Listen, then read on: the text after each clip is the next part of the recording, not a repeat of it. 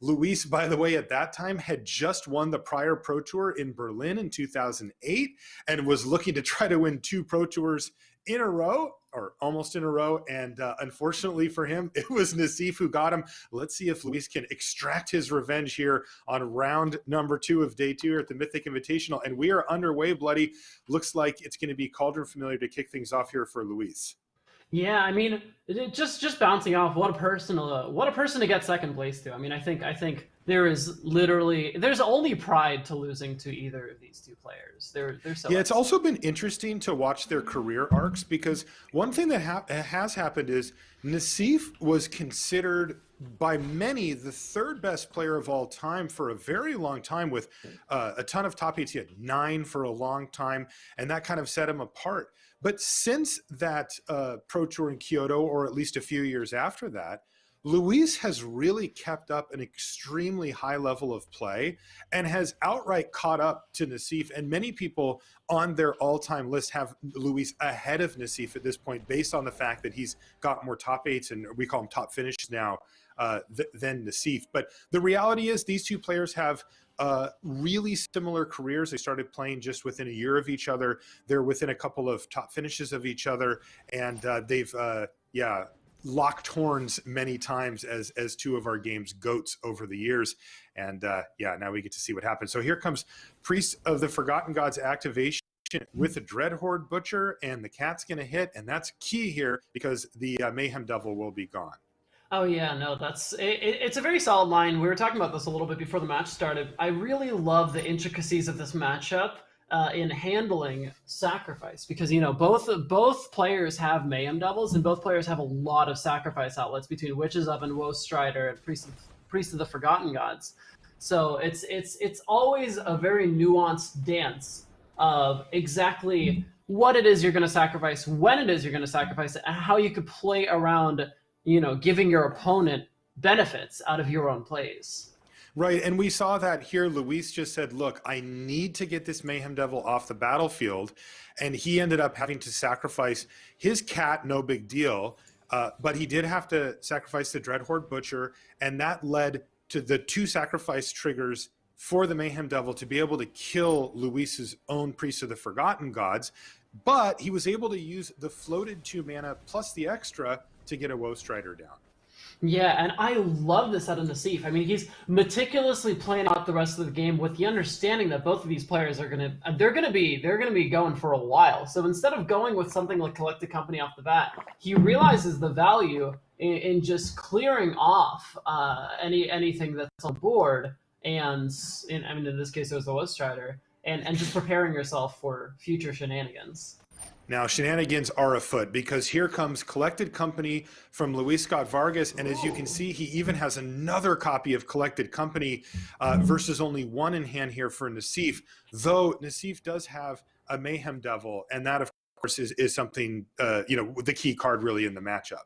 Yeah, it's really hard to say who has the edge here. Oh my gosh, all right. Well, I take that back. The Claim the Firstborn definitely swings it quite a bit. I think you can get away with playing your Mayhem Devil, playing your Claim the Firstborn, and then perhaps stealing either the Midnight Reaper or the Woe Strider. If you go to steal the Reaper, the Woe Strider will sacrifice it. So usually the Woe Strider is the target. But I think there's also something to be said about just removing your opponent's card draw outlet one way or another. All right, well, let's see what happens here. Nassif's going to go into the tank as he reviews his possible plays, and Luis looks around for, I don't know, maybe another burrito. Yesterday, he just busted out a burrito live on his camera there. Well, so actually I was talking to Luis, and apparently it's just a bean and cheese burrito. It was the best play he made all day, easily. No, but I could 1000% understand the hesitation and just the long periods of thinking from both of these players. I think no matter who's taking the turn, both of these players are going to be thinking about exactly what to do for the rest of this game. Yeah, you'll see Luis. It'll take him about 5 seconds. Well, it's easier to come up with what you're going to do when your opponent plays slower. You already got your whole game plan played out. It is true. It really is. You're like, well, I guess these are the options. Here comes that Claim the Firstborn. It is going to be on the Woe Strider, as you mentioned, and that's going to set up Nassif to perhaps get an attack in or something, but more importantly, there's the Witch's Oven to get rid of it. Yeah, so I think attacking with a Woe Strider could be good. I don't think there's a world where you sacrifice your Dreadhorde Butcher with your Woe Strider for Scry. I think you want to maintain your board as much as you can. You also want to have that on-command damage, because if the Butcher gets a 3, then sacrificing it with a Witch's Oven is just easy clear for your opponent's Mayhem Devil, which is very important. I think this is probably going to be something along the lines of swinging, seeing how it interacts, but we're definitely going to see Witch's Oven clearing off that Woe Strider, because that's the essence of the deck. It's making sure that you can claim the Firstborn and then throw the Firstborn in an oven. That's right. And of course, we're going to see a bunch of triggers here, but critically, that Collected Company in hand for Luis also is going to play a big part this game, as that is kind of his last chance to try to hit some Mayhem Devils and get something going. As you can see, Luis has no non-land permanents left on the battlefield here. There's no food, there's no ovens, there's nothing going on for Scott-Vargas just yet, and this does leave Nassif with a Mayhem Devil. Wow, another Collected Company off the top of the library, though, for Scott-Vargas means that he is going to be resolving 3 copies of Collected Company this game. I wonder if he can just overwhelm Nassif with Collected Companies. Yeah, so this is interesting because upon first glance, you would think that Nassif is ahead because he has the Mayhem Devil, but it's 2 Cocos to 1. So it's really going to be about the pulls. If Luis whiffs, then it's a lot more of a balanced game. But he's also got those Woe Striders. He's got Priest, which is a little less relevant here. But it looks like he just has pound for pound a little bit more fuel showing on his side of the board. We'll see how it ends up swinging for him. After, let's find out right now, because Nassif, of course, knows what's going on, and he's like, well, you're going to leave up all that mana. You've got to have a Collected Company. I'm just going to pass the turn back. And we can see a lot of options here for Luis. The Mayhem Devil seems to be the primary, and then he could choose between Lovestruck Beast and Priest of the Forgotten Gods. It's a little tough with the Mayhem Devil out there, because he knows that something like a Priest may just not even make it to his turn, for example.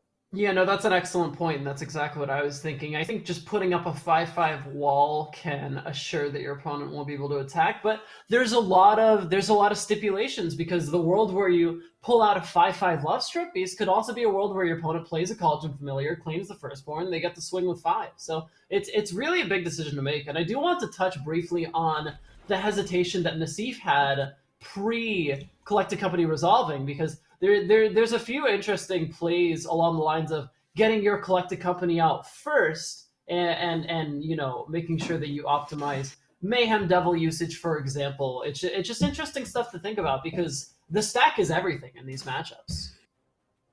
Yeah, so Nassif says, you know what, I want to know what you have on the battlefield after your Collected Company resolves before I decide if I want to cast mine, and if so, maybe I could make better decisions on what I actually hit with it. So Nassif right now in the tank on if casting Collected Company right now is correct, and then we'll see if that is the case, what kind of cards Nassif can go for.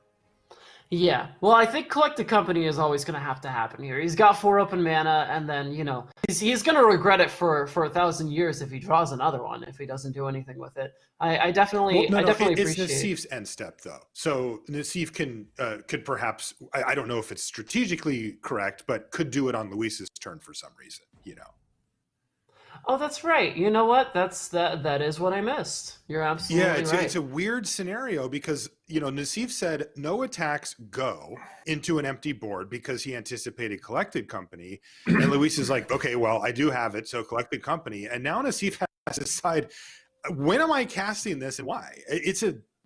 You said it right off the top, buddy. This is a very, very tricky matchup when it comes to the timing of triggers and all that type of thing. And we're seeing the first big example of that right here.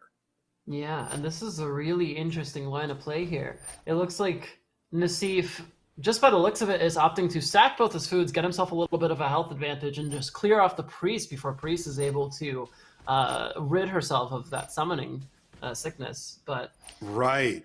Yeah, I mean, you could see the disaster scenario there for Nassif. If Luis gets to untap, plays any, especially 2 creatures, but any creature, then the Mayhem Devil on the other side could easily be gone, and we'd be looking at a similar scenario to what we did before, where it would be kind of a board wipe between the 2 players. And Yeah. I want to keep stressing that the name of the game here is pacing. And we've been seeing Nassif play what might look like weaker options in the face of, a collected company in your hand. And people might be wondering, why is he not playing it? But I think it really boils down to trying to deal with your opponent's threats turn by turn and not, running yourself out of gas. Because, yeah, and just the hand discrepancy is one thing, but we can obviously see that Luis's hand is pretty gas.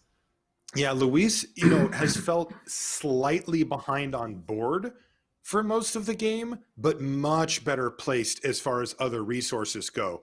Lands, Luis has more. Cards in hand, more. Luis has drawn 3 copies of Collected Company and even has 2 Woe Striders hanging out, as well as a Cauldron Familiar in the graveyard ready to come back. So Luis, for the long term, looks much better positioned than Nassif. And frankly, they're pretty even on board. The big difference is the Witch's Oven, which certainly matters. But at this point, you have to favor Luis, just given the fact that triple Collected Company, that's rough. And that is a lot, but we saw the first collected company get cleared off. It looks like they're going to go 1-for-1 in companies. I'm not sure if Nassif is going to throw his down right away or wait until Luis's turn, but I did want to briefly touch on Luis's attack with the Mayhem Devil. I think it takes a masterful grasp on the game to understand that if we want to trade devils, that's perfect. We reset to 0, but I'm getting this free 3 damage in, and if Nassif wants to swing back, then I could just company. So I really like that discrete play there, just getting in value every single time you can. It also shows a consistent line of logic from Luis, right? Well, if Nassif doesn't attack into my open mana, it's free. And that's exactly what happened again. Nassif just said, go ahead.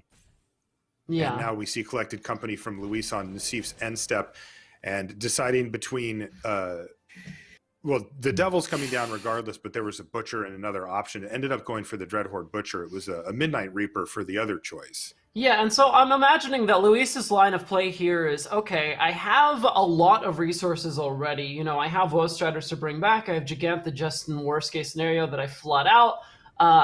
But getting Midnight Reaper might actually expose yourself to just dying. I mean, you're at 11. You're not completely safe with the Mayhem Devil on the board. They might start throwing down another Mayhem Devil or a cat with the Oven combo.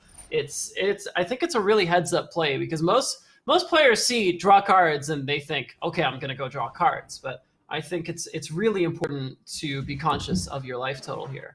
All right, here's a huge Collected Company now from Nassif. Finally fires this thing off. This is in response to a Woe Strider from Luis on Luis's turn. And this could be what decides the game here, because with double Mayhem Devil and a Woe Strider coming down for Scott-Vargas, he's going to be in really good shape to throw around a massive amount of damage. Wow. And Nassif needs to be able to mitigate this. And he hits his own second copy of Mayhem Devil.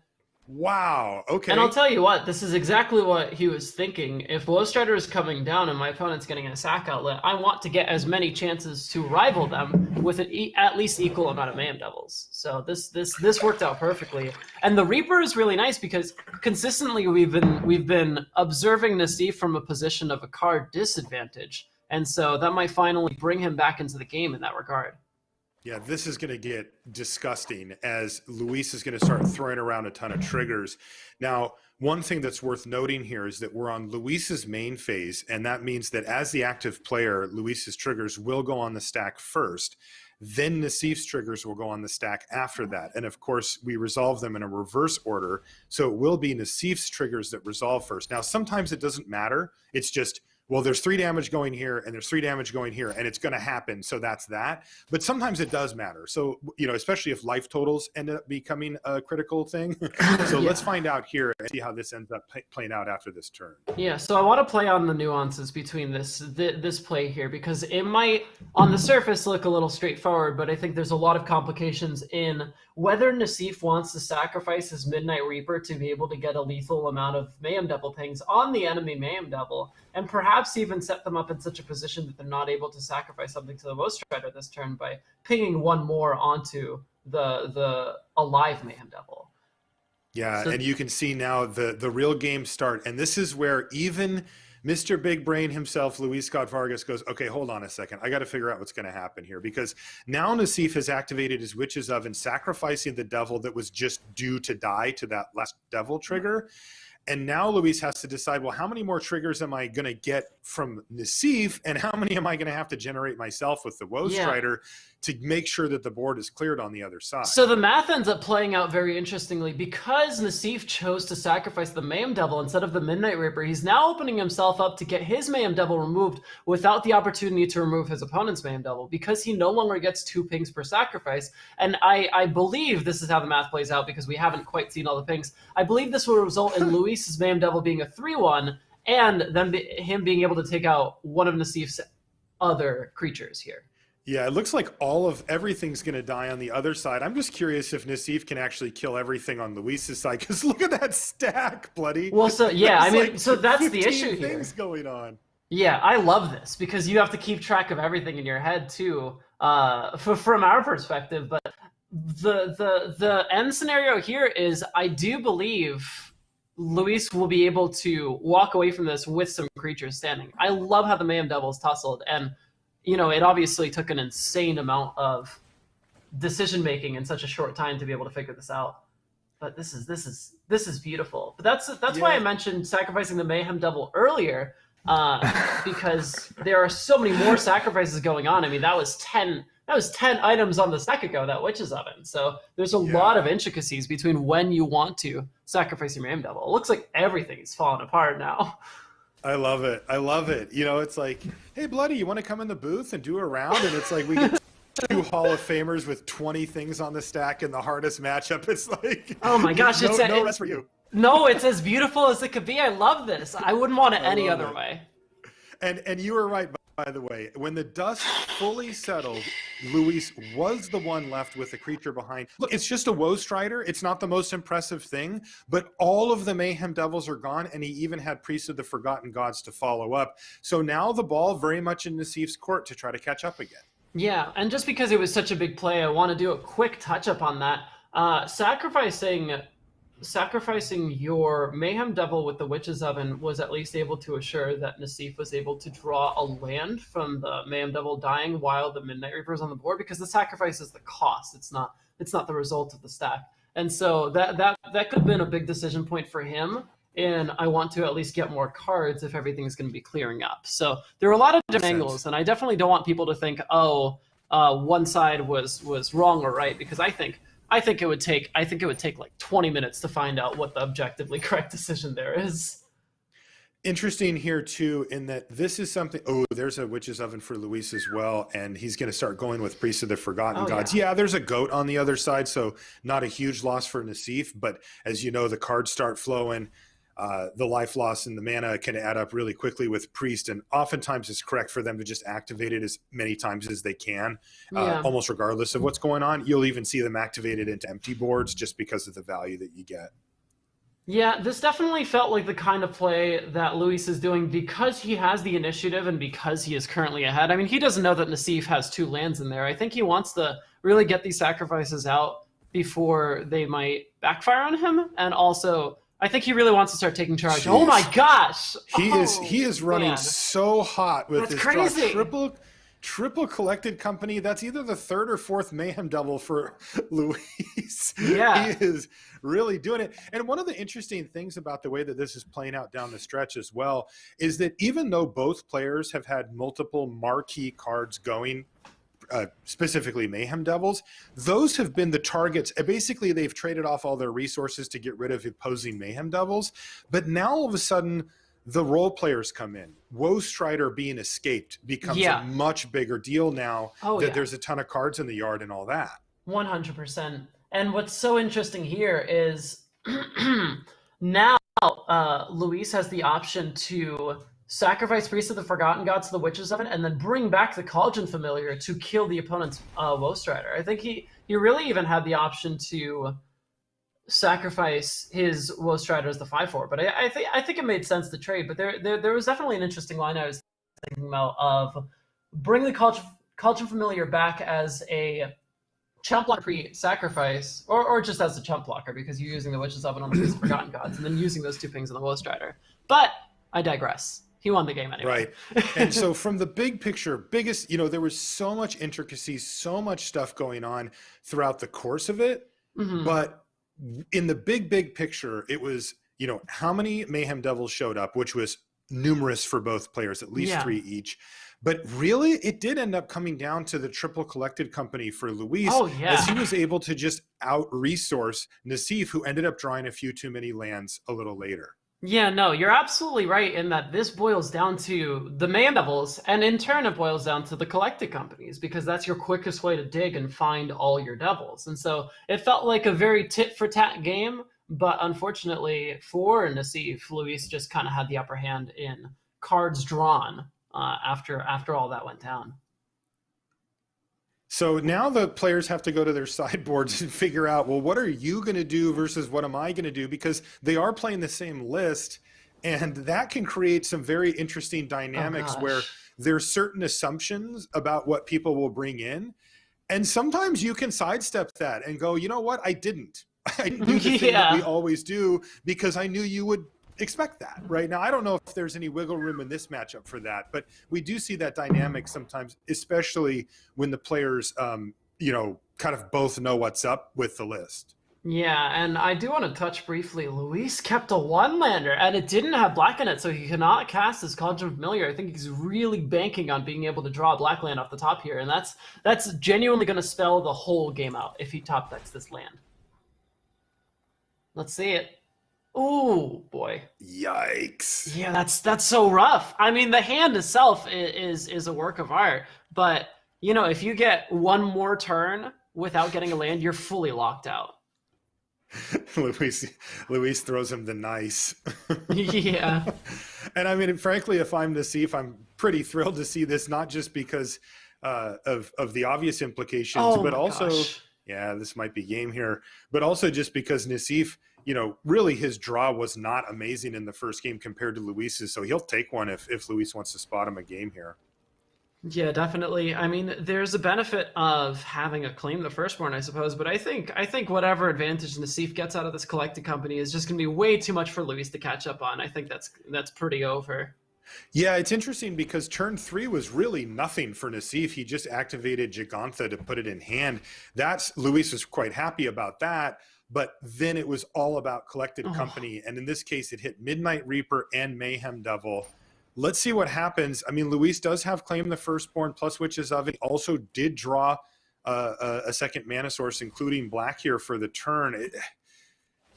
I mean, that was pretty effective, I suppose. He's still pretty dead. But. Yeah, I was going to say he's piecing together a game plan, but I think the game's pretty over. It's definitely, a comeback, but I think he is too far behind. I mean, you shock yourself, and your Cauldron Familiar brings you up a little bit with your Witch's Ovens for sure. I think it's unlikely. I don't want to rule out Luis because, if he draws some lands, especially untapped lands, there's definitely planets where he can come back, but I'm not sure it's planet Earth. All right, we'll see what planet he ends up landing on here, if he's going to get airlocked or if he gets to stay on the ship, because right now he's facing down a second copy of collected company that hit double devil, and that is going to do it. Luis is going to pack it in. Way too much heat there from Gabriel Nassif. I mean, what can I say? The company got collected. That's it. Yeah, that's true. The sketchy keep there from Luis backfired, and we're going to get a game 3. Yeah, and it looks like they're confident with their sideboard decisions. I wonder if beforehand they had a little agreement where they shake hands and they're like, okay, no weird sideboards, no weird sideboards. So it looks like they're just clearing through. I know these guys, and I would say unlikely. I think that they would both appreciate a good weird sideboard game between the two of them. Sure. They've played so many amazing matches that I think they really like that kind of stuff. It doesn't look like this matchup is really conducive to that type of stuff, but if it were, I think it would be in play between them for sure. Yeah, I mean, now we're throwing down. It's game 3 between some of the best players, and we're seeing some of the best play out of them too. And so I'm shaking in my chair. I'm so excited. Yeah, no, we got really lucky to get such a great match. And of course, it's going to go to 3 games. Here's Cauldron Familiar off of Witch's Oven as well for Nassif. So very nice start for him. Yeah. For Luis, hasn't actually done anything yet, but is definitely hitting land drops and looks like he's got a Woe Strider here on 3. and could cast a Collected Company next turn off of that Stomping Ground as well. So a little bit slower of a start for Luis, but that's not always the name of the game in the matchup anyway. A lot of times it really does come down to raw power, as we saw in the first game, and Luis with the first Collected Company to hit the battlefield could get out to a big lead here. Yeah, so while the game is still starting to move into full speed, I wanted to touch briefly on why Luis's keep was a good one, and I think it's interesting to note for people who decide to pick up Gen Sacrifice is in the mirror. You know, Witch's Oven and Cauldron Familiar, they're definitely important, but I think the big hitters and having, you know, raw value and hitting your curve is really important, especially on the play. So I really do like his keep of, you know, he's got some big hitters and he's got decent enough land, and so it's definitely not worth tossing away. I think this is actually somewhat close to an ideal hand, you know. Looks great. Yeah. It's also interesting to note you see the active Treason in hand for Luis. Just another way to steal an opposing creature and then sacrifice it. Yeah, I mean, we're going to boil down to a lot of Mayhem Devil shenanigans, and I do wonder if Luis is going to throw down a Mayhem Devil or if he's going to try to get full value out of his Lance and just tap for a Collected Company. I mean, there's a few options here, and I'm not entirely sure what he's going to go for. All right, well, let's find out. He's going to use the Stomping Ground untapped, which indicates a Collected Company is most likely. He's going to offer a trade here, Woe Strider for Midnight Reaper, assuming that Nassif would not like to take it. But Nassif, always the thorough player, says, you know what? Let me think about it for a minute. Yeah, I mean, if Nassif does take this trade, then Luis has a pretty good opportunity to collect a company, I'll tell you that. I mean, pulling a Midnight Reaper right before your creature dies could be a really effective play here. Yeah, Nassif considering bringing back a Cauldron Familiar. He does have a food. Oh, and that makes perfect sense. I think that can boil down to, oh, wow. No, this is interesting because, you know, Luis could be just forcing the Cauldron Familiar bring back, and that's just another sacrifice that's happening. Interesting. All right, Cauldron Familiar. Trigger on the stack, Collected Company in response. Ooh, there's a reclamation sage to take care of the Witch's Oven. That's so cool. That's a nice play there for Luis. He says, got him. Oh man, to everybody watching, I really need to emphasize how much I'm geeking out. This is just a really cool game. Know, don't worry. we can tell. Oh, I love this. That's so smart. For Luis. Yeah, I don't know if you saw, he made a little hand motion there because he's kind of, he hit exactly what he wanted to hit there. So now the oven is gone. The Cauldron Familiar kind of stranded. Wow. And unfortunately for Nassif, he finds a Reclamation Sage of his own, but Luis doesn't have any targets. So he's going to have to lean on this Collected Company of his own. And once again, I mean, this is what this matchup comes down to a lot, is how many Collected Companies do you draw and what do you hit off of them? And in this case, it's been one apiece, so perfectly fair. But Luis hit very well. What about Nassif? Let's see what he hits. Oh man, I'm hoping for 2 doubles. I want as much on the stack as possible in this game 3. I love it. You want to try to, we already had like 10 or 12 things. You want to push that boundary even further. Oh yeah. Let's do it. I'm trying to max out here. So let's see. I mean, I think it makes perfect sense for Nassif to wait for Luis to act. Luis has like a pretty clean curve here. I mean, he could go, he could just go for Mayhem Devil, Bone Crusher, Giant type stuff, and that works pretty well. It's interesting because the sequencing of it, potentially Bone Crusher on the Midnight Reaper might prompt Nassif to play Collected Company, and once their stuff is on the stack, it might be beneficial to be able to initiate with full information. But there's also something to be, there's just so many different intricacies here. But I think that the restraint that both players are exercising is for sure like top notch. Yeah, it looks like Luis is going to send in with the Rex Sage and the Midnight Reaper, not wanting to risk the Woe Strider at this point, as it is Luis's only sacrifice outlet. And in fact, it's the only sacrifice outlet on the battlefield at this point, now that the Witch's Oven's in the graveyard for Nassif. And of course, that is a key piece of the puzzle when you're working with Mayhem Devil, the ability to control when things get sacrificed and how that actually goes is huge. So let's see if Nassif is interested in some trades, and it looks like that is the case here. Also Yeah. of note, Nassif not using Collected Company here, just deciding to go to blocks. Well, Collected Company could actually be drawn now if you're trying to pull another Midnight Reaper from Nassif's end, and I think that's how it's going to go down. Wow, look at this. So Midnight Reaper blocks Midnight Reaper, and then Luis Ooh. fires off Oh, Stomp now on, you could blink. on the one that was blocked, and now Nassif is going to fire off his own Collected Company. And what did he only hit a Woe Strider here? Yeah, he only hit a Woe Strider, but honestly, the Woe Strider is quite good because it's able to give him full card draw value off of his creatures that are dying, and he's able to blank the Bone Crusher Giant by, you know, making Midnight Reaper no longer a valid target on the stack. So that's beautiful. If there was a single card to get, I really think Woe Strider is the good one there. Because having a Sacrifice Initiator on your board, especially when you have Dreadhorde Butchers, it's really important. In the meantime, Luis is going to press his already significant advantage here and run out this Mayhem Devil. He's got a lot of creatures to throw around. He's got the Devil and the Sacrifice outlet now with the Woe Strider. And let's not forget Midnight Reaper on the battlefield too to reload his hand.